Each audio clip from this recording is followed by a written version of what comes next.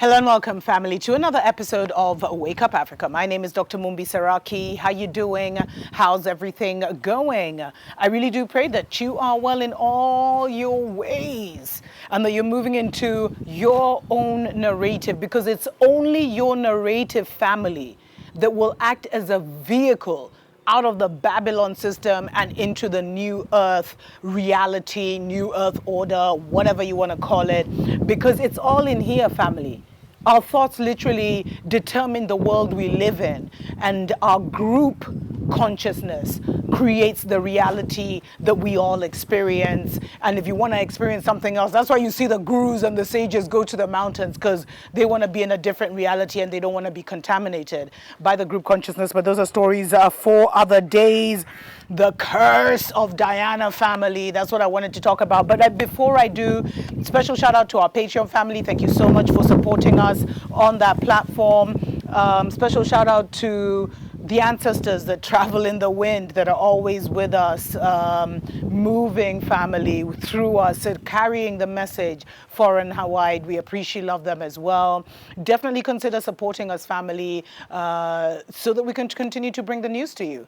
And yeah, consider supporting alternative African voices as well, because of course there's an onslaught to make sure that we don't get the information to our people. And if our people don't have the information, then we can kiss goodbye any idea that our people will ever be free, because the biggest problem on the motherland is the ignorance of the people. The fact that the stories have not been told. No one has gone to them and told them this is not true, that is not true. You know, at the beginning, the Mzungus did so much with their missionaries and their evangelists going to spread the gospel and spread their culture, their teachers and everything. That's how they got us. And we're going to have to almost do a similar thing of re-educating our people, re-informing our people of the way, the truth. And now we don't have to go to every village because everyone has a mobile phone. So if you can support the voices that are bringing the truth to our people, that is how we will win this war. Because people are always asking me, oh, do this with the government, do that with the government. But just tell the people to do this, tell the people to kick out these people. It doesn't happen if the elite or the home guards are still controlling the nations and you're not giving the information to the people. Look what has happened in Mali, for example. Once the people got that French rhetoric into their heads, they were able to shift and start to demand their sovereignty. Stories for other days, family. The curse of Diana is upon Charles, and things are just not looking good for him. There's a hashtag that's been going viral, not my king, and as he was ascending to the throne. This hashtag actually went viral on Twitter, and even on the streets there were people who were calling out, heckling him as he was speaking. And the problem is, family, that there was actually, I think it started with a woman in Edinburgh who was taken into custody for holding up a sign that said, F imperialism, abolish the monarchy. And she was, violently pushed to the ground by some members of the crowd for also allegedly heckling Andrew before being dragged away by police. And then there was this, I think he's a blogger or something. He's called Simon Hill.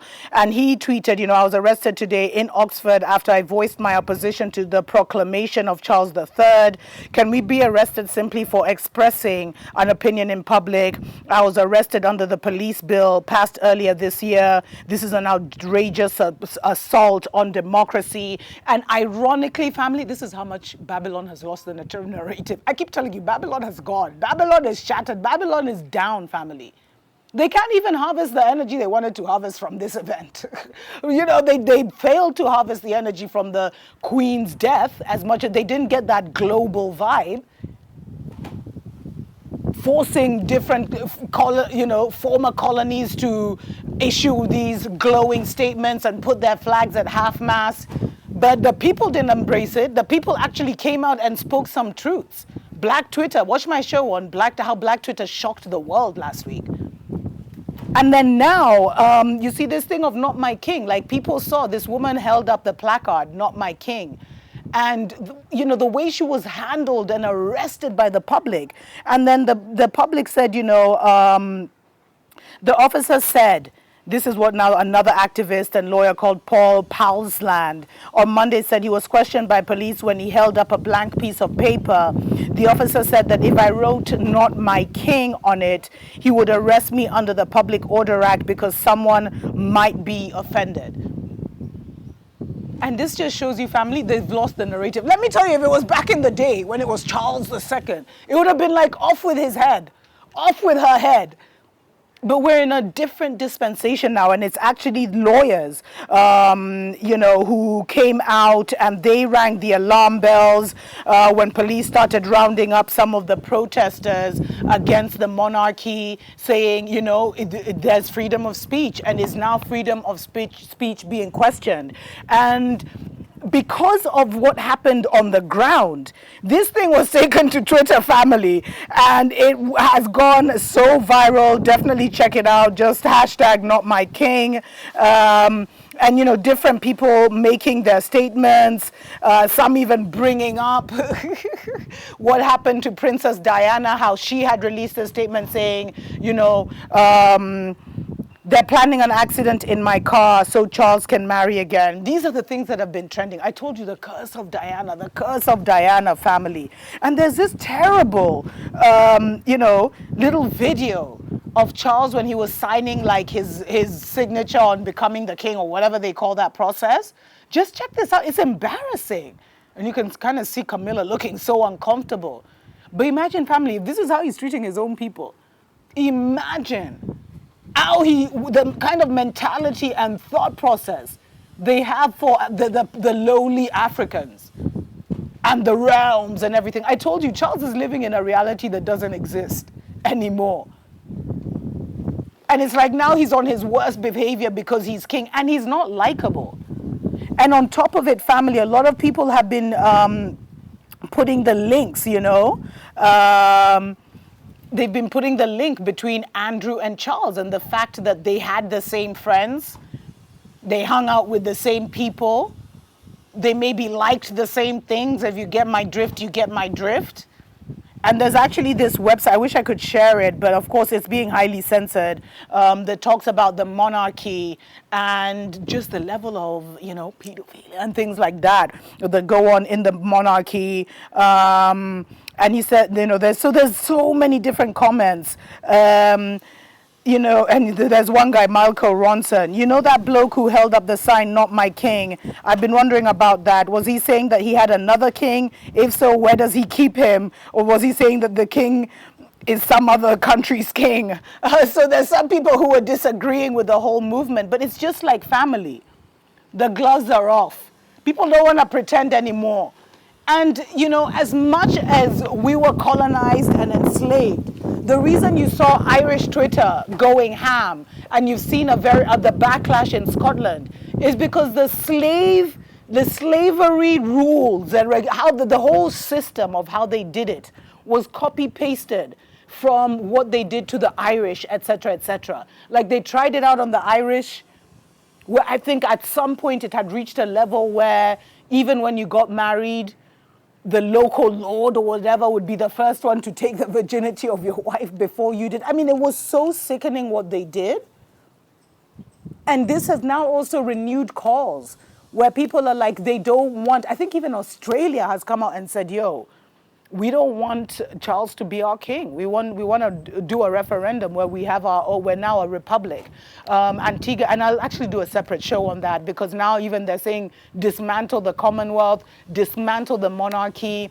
So the curse of Diana is alive and kicking, family. And you see what's happening is they're not controlling this narrative.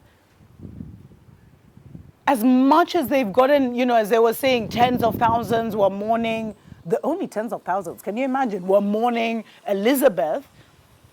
It's just like the whole thing is falling apart because it was built on lies. It's been sustained by lies. And it's been sustained by this romanticizing the monarchy and pretending like nothing, sweeping everything under the rug like nothing happened. People are tired, family. I think there's one lady, I think she's an MP or something, Unja or something like that. You'll see her, actually her Twitter was taken down because she was out there like, finally the colonial, I don't know how she worded it. It was like extremely intense. So they took down her Twitter.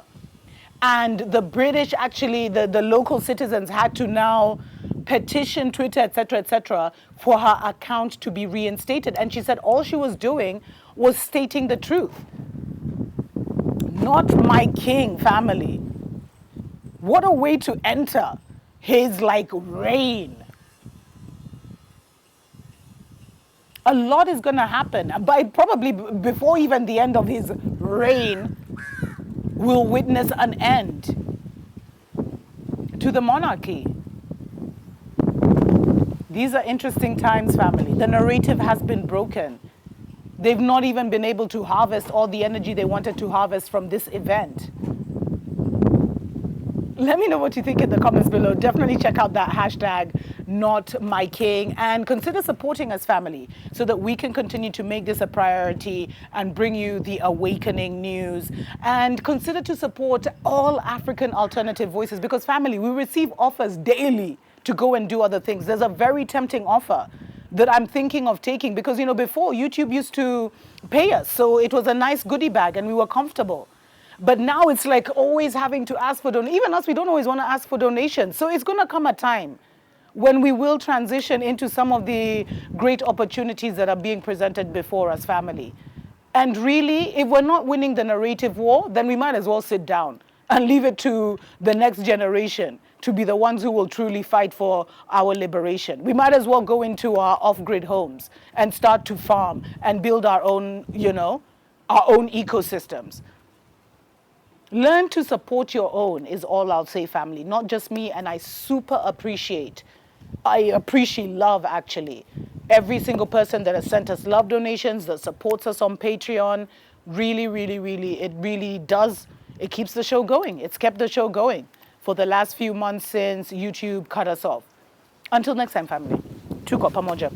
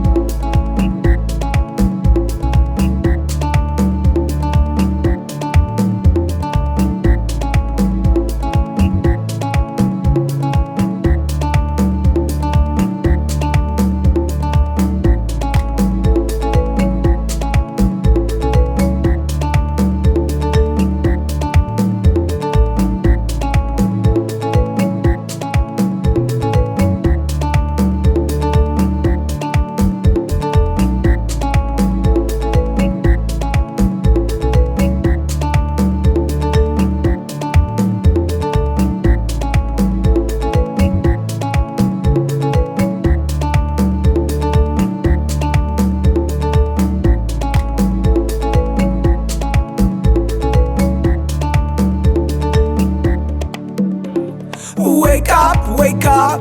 Wake up, wake up. Wake up, wake up. Wake up, wake up. Wake up, wake up. Wake up, wake up. Wake up, wake up. Wake up, wake up. Wake up, Africa.